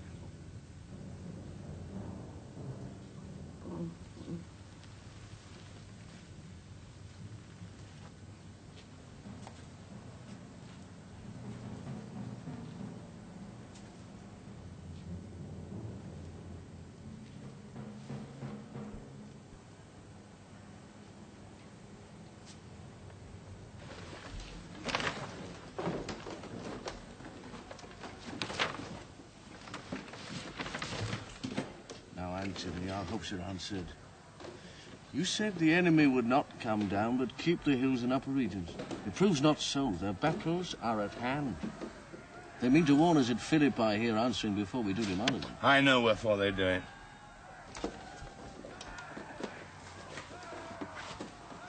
They stand and would have parley. Octavius, lead your battle softly on upon the left-hand side of the even field. Upon the right hand, I keep thou the name. Why do you cross me in this exigent? I do not cross you, but I will do so.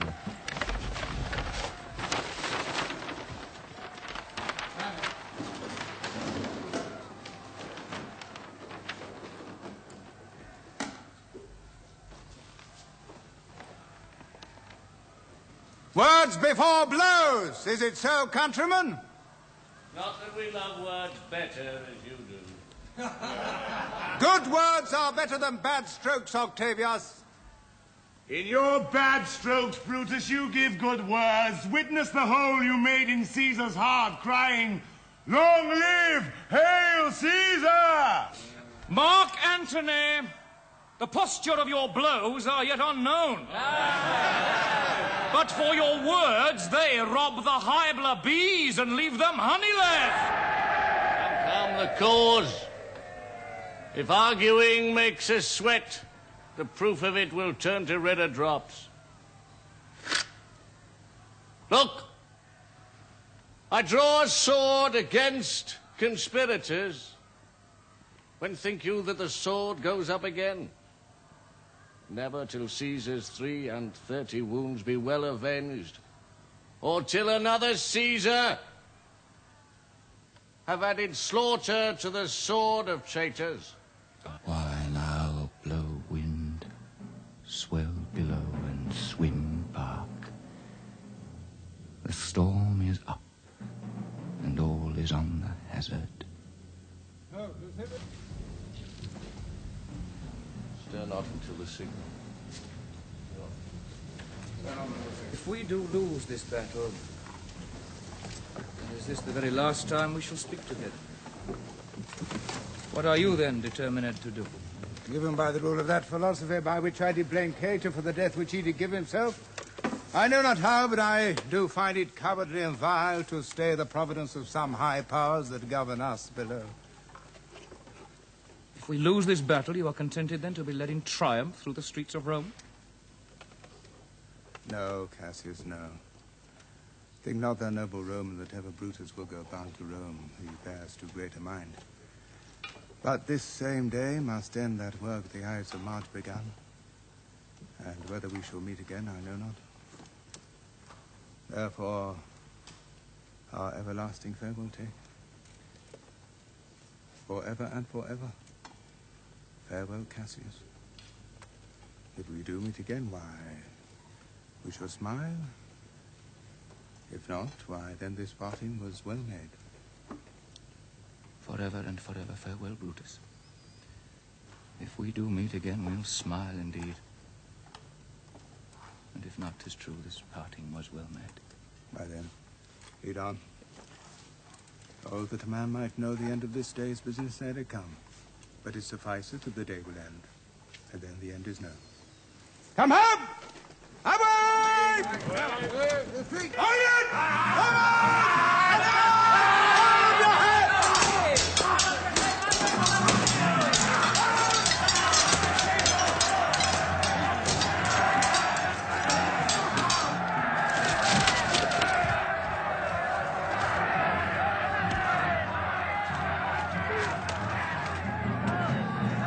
Thou lovest me, mount thou my horse, hide thy spurs in him, till he have brought thee up to yonder troops and here again, that I may rest assured whether yon troops are friend or enemy. Be here again, with a thought.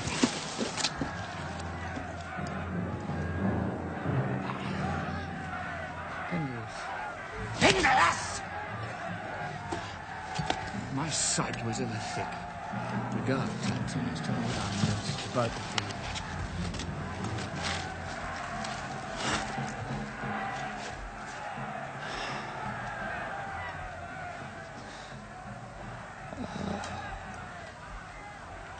Time is come round. Where I did begin, here shall I end. My life has run its compass. Sirrah, what news? My lord. What news? Titinius is closed round about with horsemen that ache to him on the spur, and he spurs on. Now they're almost on him. Now Titinius.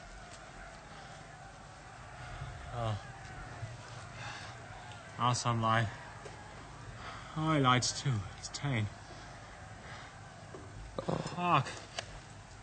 They shout for joy. Coward that I am. I should live so long to see my best friend ta'en before my eyes.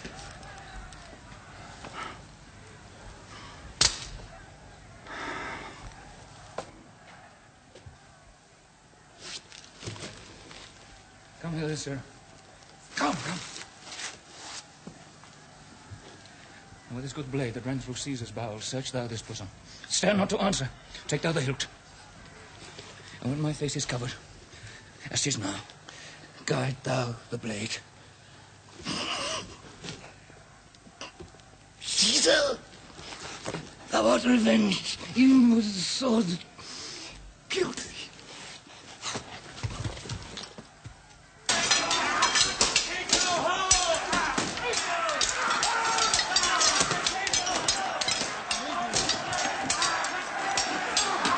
Why dost thou send me forth, brave Cassius?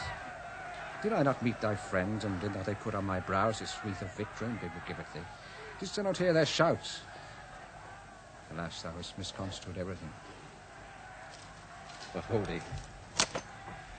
Take this garland on thy brow. Thy Brutus bid me give it thee, and I will do his bidding.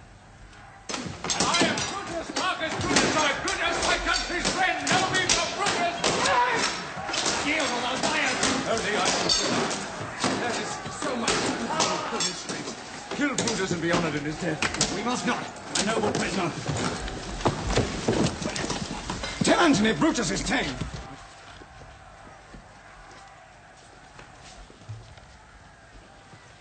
Oh, Julius Caesar, thou art mighty yet. Thy spirit walks abroad and turns our swords in our own proper entrails. Brave Titinius. The last of all the Romans fare thee well. It is impossible that ever Rome should breed thy fellow. Friends, I owe more tears to this dead man than you shall see me pay. I shall find time, Cassius. I shall find time.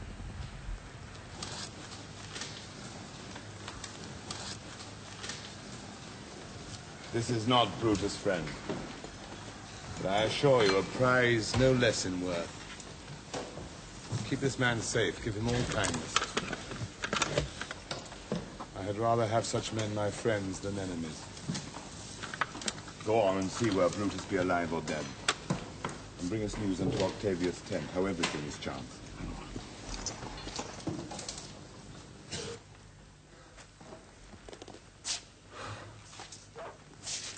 Come, who remains your friends? Rest on this rock. Statilius showed the torchlight, but my lord, he came not back. He's ta'en or slain. No slaying is the word. It is the deed in fashion. Hark thee, Clitus.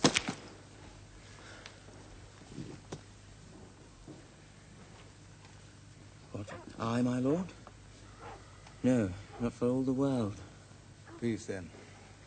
No words. I'd rather kill myself.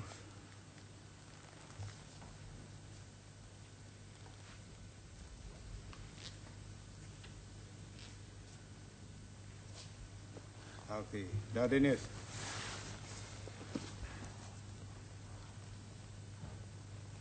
Shall I do such a deed?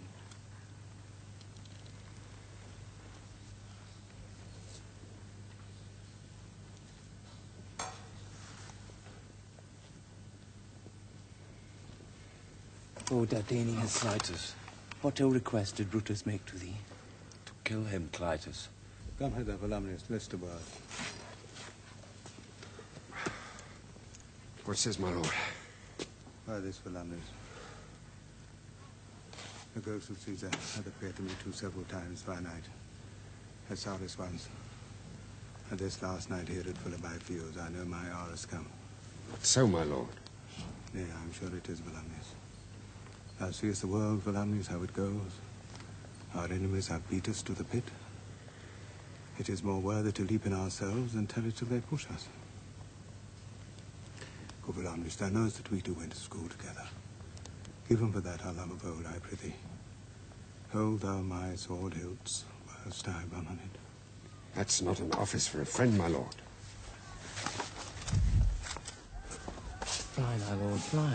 There's no tarrying here. Oh, farewell to you, and you, and you, Volumnius. Strato thou hast been all this while to speak farewell to thee too, Strato. Countrymen, My heart doth joy that yet in all my life I found no man but he was true to me. I shall have glory by this losing day, more than Octavius and Mark Antony by this vile conquest shall attain unto. So fare you well at once, for Brutus' tongue hath almost ended his life's history. Night hangs upon mine eyes, my bones would rest, that have but laboured to attain this hour. Fly, my lord, fly. Hence, I will follow. Stay so. Stay thou by thy lord. Thou art a fellow of a good respect. Thy life hath had some smite of honour in it. I pray thee, hold thou my sword, and turn away thy face while I do run upon it. Wilt thou straight? Give me your hand first. Fare thee well, my lord. Farewell, good straighter.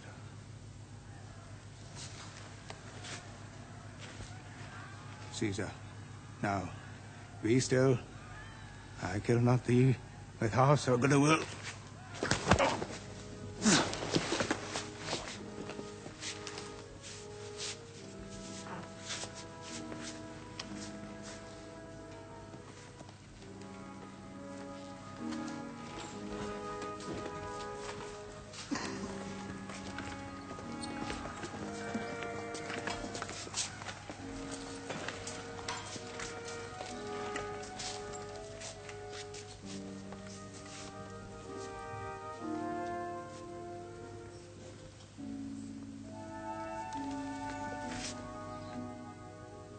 This was the noblest Roman of them all. All the conspirators, save only he, did that they did in envy of great Caesar. He only, in a general, honest thought and common good to all, made one of them. His life was gentle, and the elements so mixed in him that nature might stand up and say to all the world, this was a man. According to his virtue, let us use him with respect and right of burial. Within my tent tonight, his bones shall lie, most like a soldier, ordered honorably. So call the field to rest, and let's away to pass the glories of this happy day.